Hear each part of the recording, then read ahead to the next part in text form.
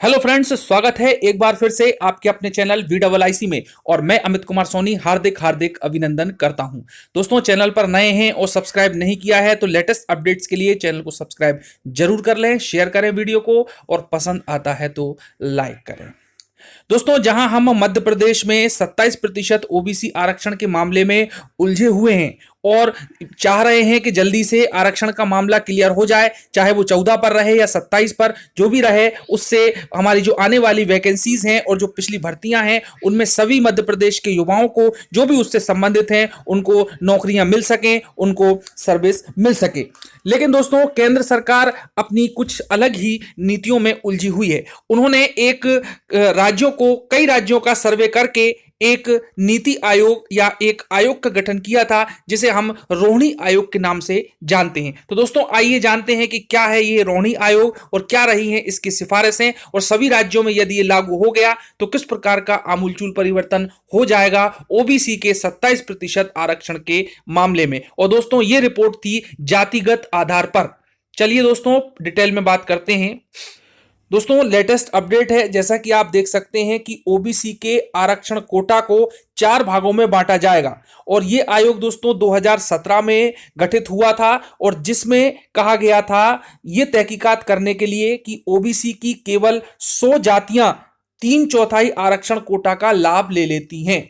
दोस्तों, खासतौर पर ये सेंट्रल गवर्नमेंट की जो सर्विस है उनके लिए लागू की गई थी, लेकिन चूंकि प्रदेशों का भी इसमें पूरा सर्वे किया गया, तो ये हो सकता है कि आगे आने वाले समय में एक एक प्रदेश में भी इनको लागू कर दिया जाए। और जो 4 भागों में विभाजित किया है जातियों के आधार पर, उस आधार पर ही ओबीसी के आरक्षण को 27% को बांट करके आरक्षण दिया जाए। तो दोस्तों, देख सकते हैं आप, 2017 में एक कमीशन का गठन किया गया था और दिल्ली हाईकोर्ट की पहली महिला चीफ जस्टिस गोरिया रोहनी के नेतृत्व में, जो उसी वर्ष अप्रैल में रिटायर हुई थी। यह आयोग 100 समुदायों की जांच के लिए गठित हुआ था, जिनके बारे में कहा जाता है कि अदर बैकवर्ड क्लासेस ओबीसी को दिए जाने वाले आरक्षण का 3/4 यानी कि 75% केवल यही 100 जातियां ले लेती हैं, जबकि इसके बाद की जो जातियां हैं वो अत्यंत पिछड़ी जातियों में आ जाती हैं और उनको सबको मिलाकर के मात्र 25% का ही योगदान होता है ओबीसी के आरक्षण का।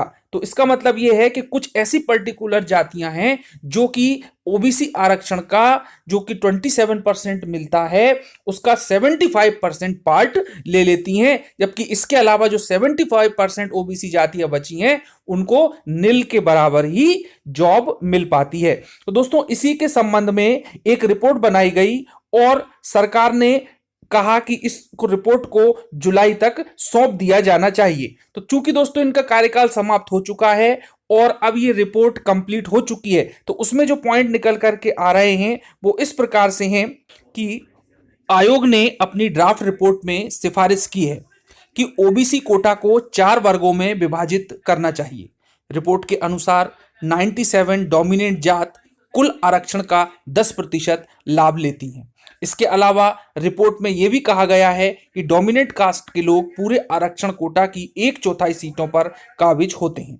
कमीशन ने अपनी रिपोर्ट में आरक्षण में क्रीमी लेयर के मुद्दे पर कोई भी टिप्पणी नहीं की है, केवल प्योर जातियों की बात करती है कि जो ओबीसी की टोटल जो जातियां हैं वो हैं 2633, जो कि केंद्रीय सूची में है, जिन्हें सरकारी नौकरी व उच्च अध्ययन में 27% आरक्षण मिला हुआ है। समझा जाता है कि आयोग ने एक श्रेणी में शामिल 1674 जातियों के लिए सिर्फ 2% कोटे को चाहा है, जबकि ये वो जातियां हैं जिन्हें आरक्षण का कोई लाभ अब तक नहीं मिला है। एक अन्य श्रेणी में शामिल 534 जातियों के लिए 6% और एक अन्य श्रेणी में शामिल 328 जातियों के लिए 9%, और जो टॉप की जातियां हैं 100 जो हैं उनको 10% की सिफारिश इन्होंने की है।